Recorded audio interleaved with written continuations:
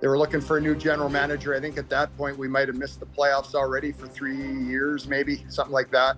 And there really was no rebuild happening because continued to try to compete. We had some older, really good players and just hadn't had the success. But when the change was made, I think it was in some sense easier for Pat to come in, look at our team from a distance and kind of recognize what needed to happen.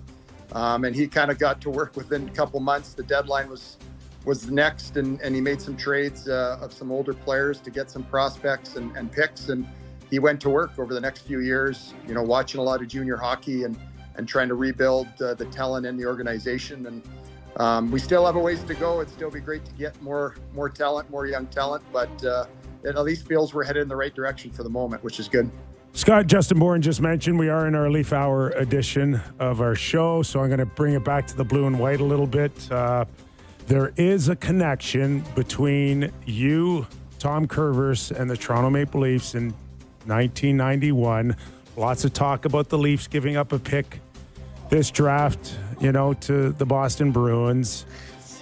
My question to you is, do you ever look back and wonder what could have been, or do people bring it up, or am I the only idiot here that does it now? No, I think whenever I'm in Toronto or talking to somebody in Toronto, it gets brought up. It's interesting. Like, I don't even know if I knew that's how the pick got to New Jersey when they drafted me. I just knew they had the third pick. I went to the draft in Buffalo, ended up being picked by them, and away you go. So I didn't really think too much about it. I think probably until, maybe I showed up in Toronto for my first game there and they started talking about it or asking a question about it. So maybe about 7 years ago, I was at a game in Chicago and I'd never met Tom Curvers, and he came up to me and introduced himself with a big smile, and he kind of, talked about the connection we had and introduced himself, which was really cool. For him to sort of do that, I'm sure a lot of the talk maybe wasn't always in the best light for him in that situation, but he was such a great guy. Came up and introduced himself, like I said, so it's kind of neat. Kim, Wonderful person. I didn't grow up in Toronto. What happened here? What I missed? The Leafs traded for a defenseman and gave up their first pick that ended up being Scott Niedermayer. Jeez, Well, and that year, Eric Lindros was the first overall pick, and there was probably even more concern at the time about maybe losing that player with the pick as well. So yeah, probably interesting times there in Toronto. Very interesting. Yeah, Sam, not happy with that. Other guy on the team I wanted to ask you about, Lucas Dostal. He's just been absolutely lights out. Was it clear early on in this guy's career that he was going to be the number one there? Because right now he's one of the league's best already. Yeah, I think what really stands out with him, obviously he's talented, but he's a real pro. I mean, he's been around now for a bit, but still relatively young, and just the way he approaches the game, he's a real competitor. His preparation, everything is as good as you'd see in pro hockey. And I think that's, you need guys like that too in your organization. And I think if it's your goalie, that just gives everybody confidence knowing that, they got a guy back there doing everything he can to help our team and stop pucks. And yeah, he's been good for us. Been good for the Czech Republic, had success with them as well last year and won a world championships, I think 1 or 2 years ago. So he's proven he can sort of handle some pressure, and he loves being a net. He loves the challenge of trying to stop pucks. It's going to be a great finish here, Scott. We really appreciate your time. Best of luck the rest of the way. Thanks for doing this. No problem, guys. Good talking to you. Thanks. Thanks for your time. Appreciate it. Scott Niedermayer. Just hold on. There's a bit of a follow-up to that story in 1991 that once the Leafs found out that they were flirting with the basement, they went and made another trade with the Quebec Nordiques, and they pulled two veterans, I can't remember who, and sent them draft picks. So they wouldn't bottom out. So they wouldn't bottom out and have the first overall pick go to New Jersey, which was Eric Lindros. They couldn't be seen as having given away Eric Lindros. Yes. So probably Eric, if they don't make the Curvers trade for the first rounder, they bottom out and get Eric. They get Eric Lindros. Oh. Did you know that, Sammy? I did. I barely knew it. but I did kind of know that. Like if you had to give Boston the pick this year, if you're the Leafs, maybe you should have added at the deadline just to give them a worse pick. But obviously, there's different stipulations. Hey, fun fact with the clauses on the Leafs pick thing this year.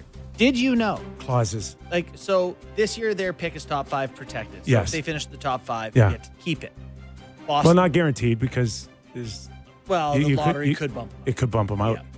So, but let's say they get their pick in the top 5 this year. Next year, Boston's pick gets bumped to the next year. Yes. If Toronto were to then finish in the bottom 10 again. Yes. So like a really bad whatever. They would actually get to pick whether they want to give the pick to Boston or Philly. So then Boston could, if you gave it to Philly, Boston would get bumped to 2028 unprotected. Yeah, I didn't know that. Yeah, I just learned it this morning from Rory Boylan, our editor. Yeah, Roy Boylan broke that news to me today. Yeah. Too. So there's a way. There's some flexibility then. Yes. So I'm not saying that is a plus. I'm just saying that it's the way it's all going to shake out if they're bad for some years. By the way, there's a world where 2028 is the year they're the worst. For sure. As they hang on here and try to make it work for another year or two. They trade finally everyone away, decide yeah. that There's a year where this is a nightmare. The whole thing. Yeah. This is my nightmare. And you get Eric Lindros first overall. I promised this yesterday, and this is the new segment that I promised you, Kipper, that you were going to be. It's called Kipper's Tank Watch. Okay?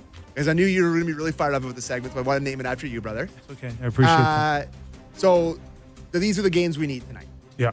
Need the Devils over the Flames. Okay? Flames are uncatchable in terms of awfulness. And the Devils are right around the Leafs. 1 point difference to the Leafs. You need So the Devils. need the Devils over the Flames. Okay? Yeah, Which is okay. doable. Yep. Need St. Louis over Carolina. Feels a little bit more, a little tougher. I don't know. It's in Carolina too, I think. So it's a tougher one. That's a hard L. Need Jets over Rangers tonight. Because That's doable. because Jets are, I think, 2 points ahead of the Leafs, or right there in terms of flirting around with the Leafs.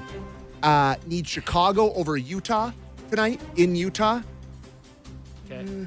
And you need Nashville over Vancouver tonight in A Vancouver. lot of bad teams playing tonight. Just give me a chance. So there we go. That's what we need tonight. On Kipper's Tank Watch, we'll get the sounder for tomorrow.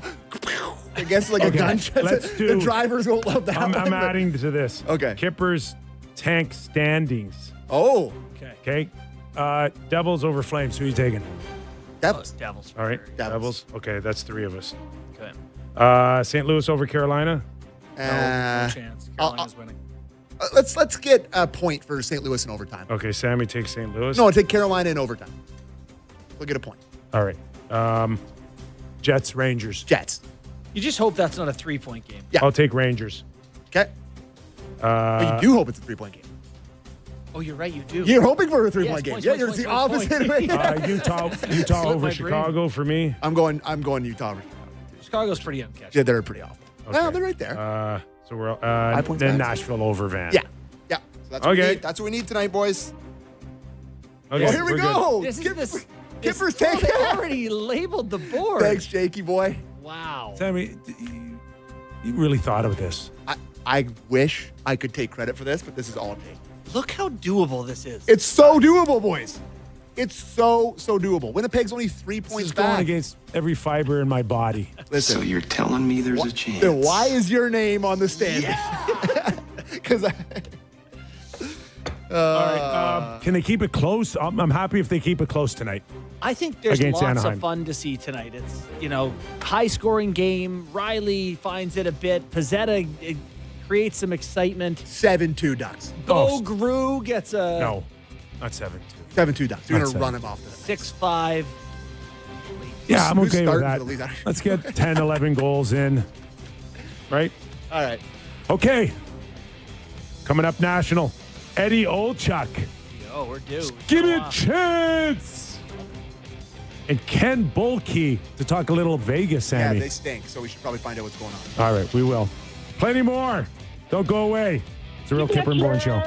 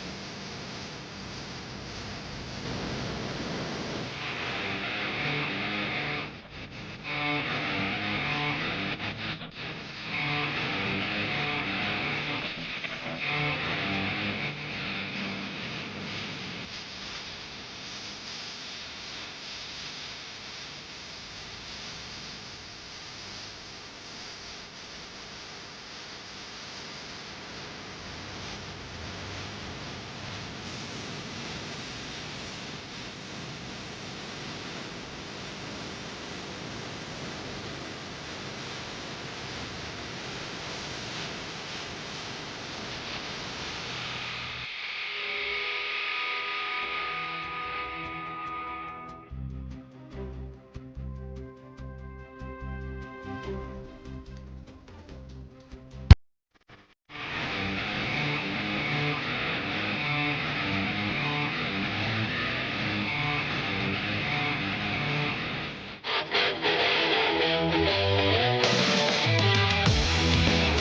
right, let's get her going.